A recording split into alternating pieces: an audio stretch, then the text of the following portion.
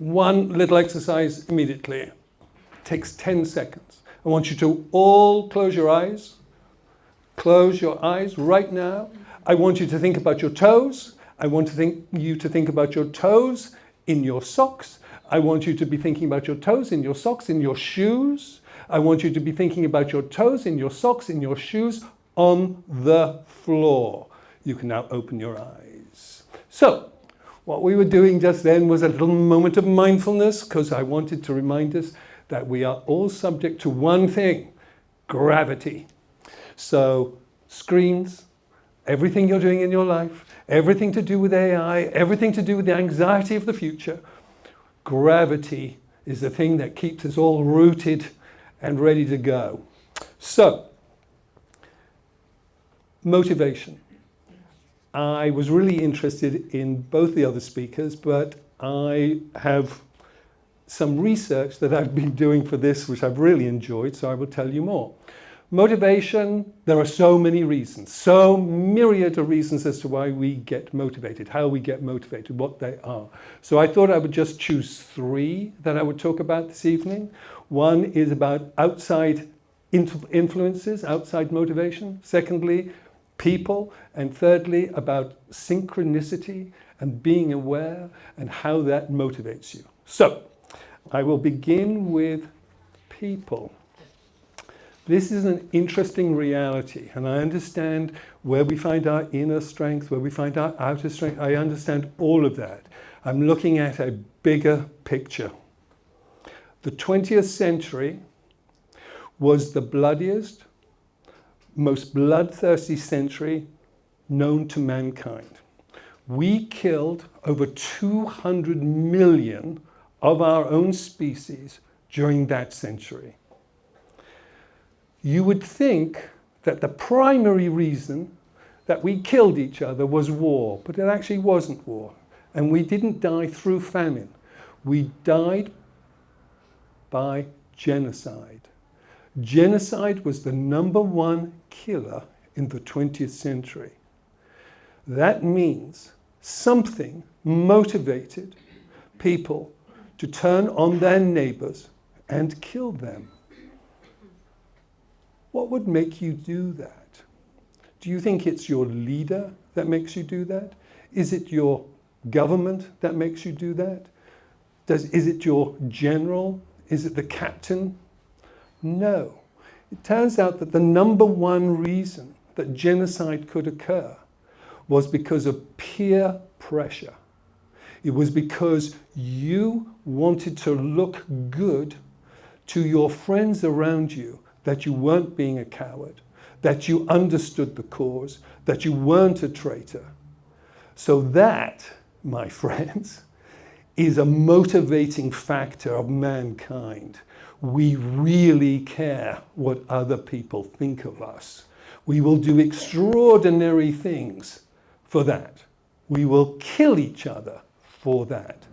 So, if we can do that with motivation, trust me, being motivated to buy that outfit at Zara's because they told you it was going to look good on you, the motivation of whatever you do in life is very easily influenced. I will go back to these people in a moment. The second thing I wanted to talk about was outside influences. And for me, a motivating factor was I was very ill when I was a teenager. I was in hospital. The prognosis was not good. I was going to be on dialysis machines by my 3rd decade, as they described it so clinically to me, and that by my 5th decade I would need to have a kidney transplant, and I better identify who was a good match. I think I was 14 or 15 at the time, so this was a little disturbing. And so I know that how I was motivated in that moment was that I thought, I have a short time to live. I'm going to be quite reckless. I am not going to worry too much. I have a short time on the planet. I'm going to lead a reckless life. Not a good idea. But that was my motivating factor. So I decided not to go to university. I wasn't going to do any of that. I was going to go out and get a job. And I knew where I wanted to be.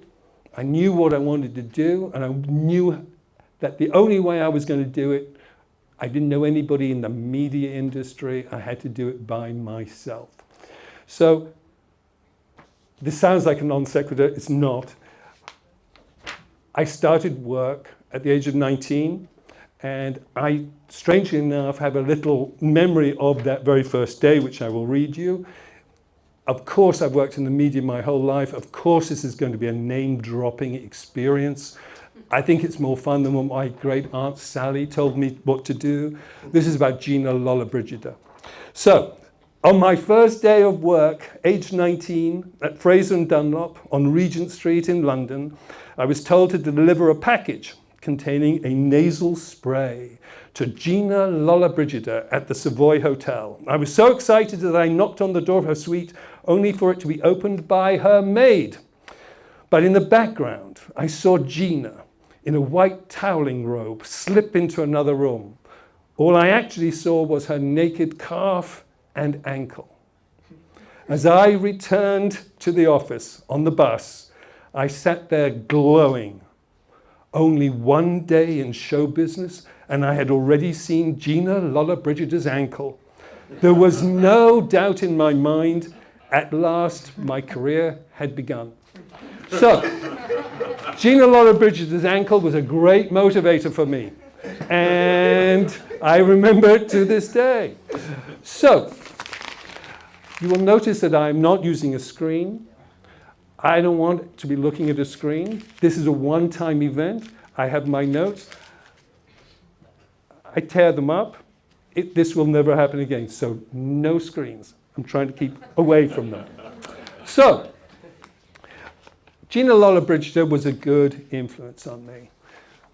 Another outside event was I was able to go from my little hometown in Essex in England, and I got into the National Youth Theatre.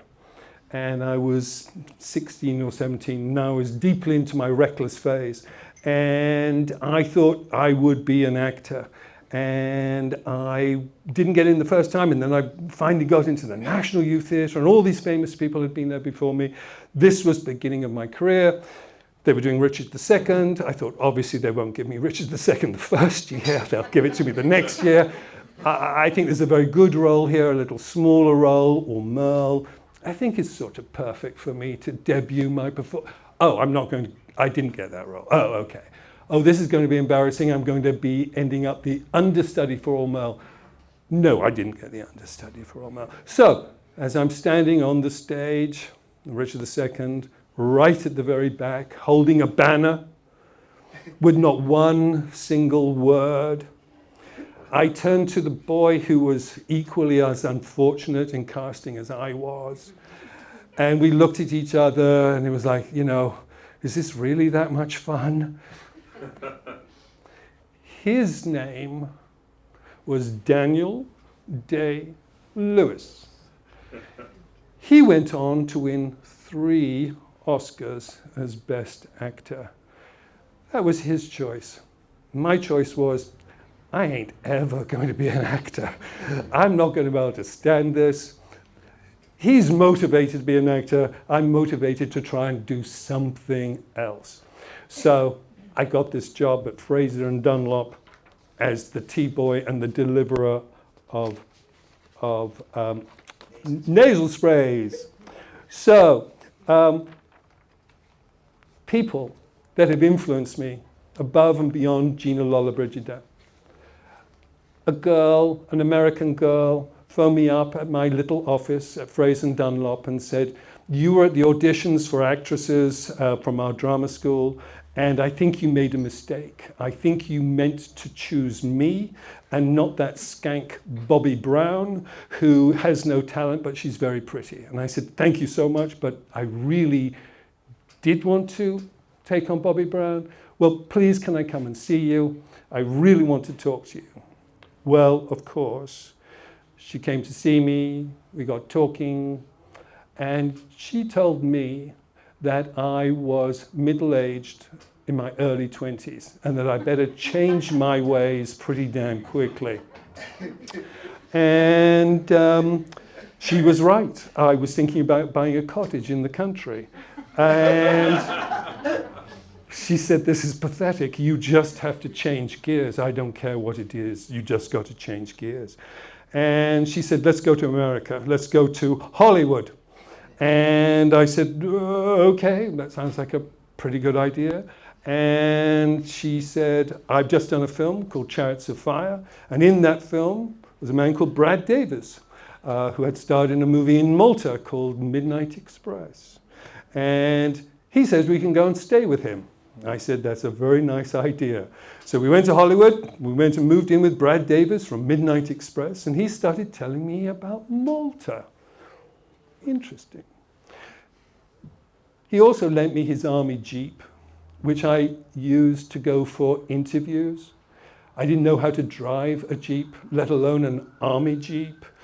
Arriving in Beverly Hills in a battered army jeep with my English accent, oh, they did not forget me. I was in one interview, long meeting, and the woman said, this very impressive agent, and she said to me, of course, you're English, and English is different. Some people like different, others don't. Thank you. I always said I was going to have that on my tombstone. I thought that would work. He's different. Some people like, some people don't. But I got a job as an agent. All that was going very well. And then that leads me to my next name-dropping motivator. My first day as an agent. There was a TV series. They needed a British actor. The head of the agency said, hey, Trev, you've just come from England. Why don't you give them some names of people that might want to be in this show? And I said, I need to make one phone call first. Every word of this is true. I said, I have to make one phone call first. To my friend Jonathan Altraz in London. I phoned Jonathan and I said, what is Pierce's last name? He said, Brosnan. I said, great. Can I represent him? He said, yeah, I mean, I barely represent him. Of course you can represent him. Great. Pierce comes to Hollywood, moves into our spare bedroom, arrives with 2 pillowcases with his clothes, and he gets this television series called Remington Steele. And he then is clearly, even though they originally didn't want him as James Bond, was getting close to him becoming James Bond. And I fought for him to become James Bond. They said, no, he's a television star. We don't want him. I go, no, you do want him. They said, yes, it's going to be James Bond. And he said, Trev, thank you so much. This has been great. Of course, you know nothing about Hollywood because you've been here about 2 weeks longer than me. So I'm going to go to this other agent who represents Meryl Streep, and I'm leaving you. And I thought to myself, that's a really good motivator. That man has motivated me right out of the talent business into something else where I'm not a shadow artist. So I very quickly decided that being an agent wasn't my life, but I appreciated him. So I then went on to CBS. I had an extraordinary mentor, really motivated me, an ex-teacher, had a glorious time. So as I stumble along in my life and thinking about giving this talk this evening about motivation, doing research on these things is always fascinating. And I was doing some research on Jung, because everything always seems to go back to Jung on the internet, because he recorded so much. And he talks about being aware of coincidence, being aware of synchronicity, being aware of things that have a strange pattern in your life. So I just wanted to identify one of those strange patterns, and I'm only beginning to understand patterns as I get to this very advanced age, because I'm now old enough to see them. So I brought Exhibit A, which is my birth certificate. On my birth certificate it says where I was born, in this little village in England, in Essex. And it turns out that somebody's calling me. No, 10 minutes. Where was I born? I was born in my mother's bed, in my parents' house, not in a hospital. So they wrote down the address, and the address was 3 Maltese Crescent. So, I'm born on Maltese Crescent. And I walked down that road, and I looked at the house, and I looked at the little cul-de-sac across from that house. And the cul-de-sac is called Valletta Close. So I was born in Essex 100 years ago on the corner of Maltese Crescent and Valletta Close. If I say to you that in the course of my life, I went as far as Hawaii, which is 8,519 miles away, and built a house in Hawaii because I thought, this is where I'm going to spend the rest of my life. And somehow, in some fashion, which I can tell you about over dinner one night, I went from Hawaii back to Los Angeles, back to London, and then about 5 years ago, I was on the train on January the 28th. I was on the tube, it was pouring with rain, it was miserable, it was cold, I was really unhappy. My deal at NBC Universal had just collapsed. They had decided not to make my television show. I was incredibly depressed. I was going to go to Leeds, of all places, to be even more depressed. And I was on the tube, and as the doors of the tube doors are closing, I see a poster, and it says, Malta, £80 return. That was Monday. By Wednesday, I had a room in Birkirkara for a month, and it rained constantly. I will say, just as an aside, one of my favorite moments in this Birkirkara house is I'm lying there going, what the hell am I doing here?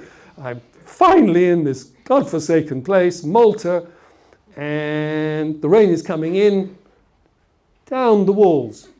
And I go to the landlord and I say, hey, the rain, it's coming into the room. It's actually coming down the walls. And he said, yeah, it does that when it rains.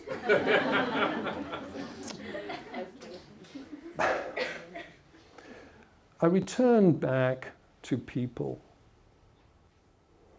I was married to this extraordinary American woman. We finally got married in Las Vegas.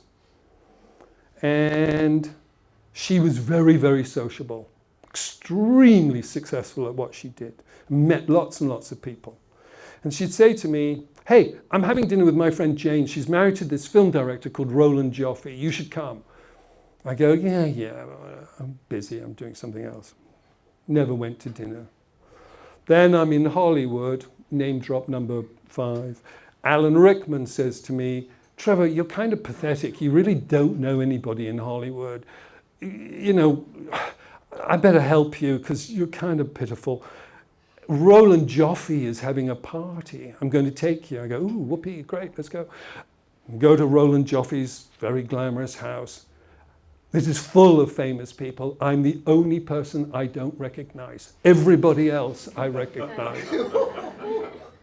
And Alan says, hey, Roland, this is Trevor Walton. Trevor, this is Roland Joffe. And he was like, oh, yeah, that's interesting, bye. And disappeared. Never saw him again. Cut to 5 years ago. I'm here, I'm depressed. I'm living in Zona Point, in Master Scala. My dearest friend, Peter, who used to call me every single Sunday at 9 a.m. for 1 hour of therapy. God bless you, Peter. And he says to me, hey, you're on Malta. Do you know this chap, Roland Joffe? And I go, you know what? No, I don't. You two should know each other. I'm going to set it up. I go, yeah, whatever. I had dinner with this glorious man, Roland Joffe. And he says, "Hey, do you want to come and work with me? I'm building a school here on the island of Malta. Why don't you join me?" I went, "That sounds like a really good idea." He said, "Come tomorrow to MCC, I'll give you the keys to the office." Went to MCC, gave him the keys to the office. He never went to that office ever again. I was in that office from that moment on. Then COVID happened. I was stuck here happily on the island.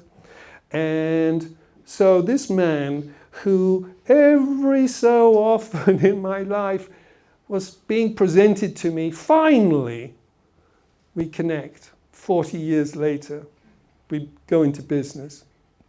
Last week, he and I flew to Madrid, and we met with this extraordinary university called IE.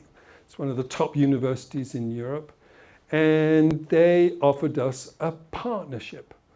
Our little fledgling school, which is called the Mediterranean Screen Arts Academy, he and I, he primarily, were able to have these meetings, and we were offered a partnership. My first show and tell. Exhibit B. So, I'm very interested in synchronicity. I'm really interested in the fact that this man finally came into my life at the right moment. It was what I needed at that time. I have been absolutely blessed by people that have motivated me in my life, whether they've motivated me out of a situation, whether they've motivated me to say, "I never need to see your face ever again," or those that said, "Trevor, this is the deal. Every Sunday, wherever you are, wherever I am, I'm going to phone you at 9 o'clock and we're going to talk for 1 hour, not a moment less, not a moment more. And I'm going to be there for you." And this glorious friend of mine who set me up with Roland Joffe, he came to the island. He came and visited us. A lovely picture of the three of us. And he gave me a gift. He gave me a torch, which he said, "I always carry this torch around with me." And he gave me this torch. And he left, and very soon afterwards, he had a massive heart attack and died. And I think of him a lot. I think of this torch, which I carry with me all the time. And I think how glorious this wonderful Buddhist who used to chant every day in my apartment. The last thing he did was he gave me a torch so I could see things more clearly as I proceeded in my life without him being there. So I wonder if that's 15 minutes. So that's my story on motivation. Those are three aspects of motivation that I've been really interested in. The idea that people are the ones that have the greatest influence on us. Whether you want to admit it or not, you are very, very concerned with what people think of you, how you behave, and they can also help you to be really motivated to move forward. And as I think of my slightly odd life, where I've bounced around, where I've tried so hard to get away from England and Malta, went to the other side of the planet, and somehow I am here and this is my life, I say to myself, what motivates me now? And inevitably, a word that everybody has used, curiosity. I'm really interested to know what is going to happen next. That's my story.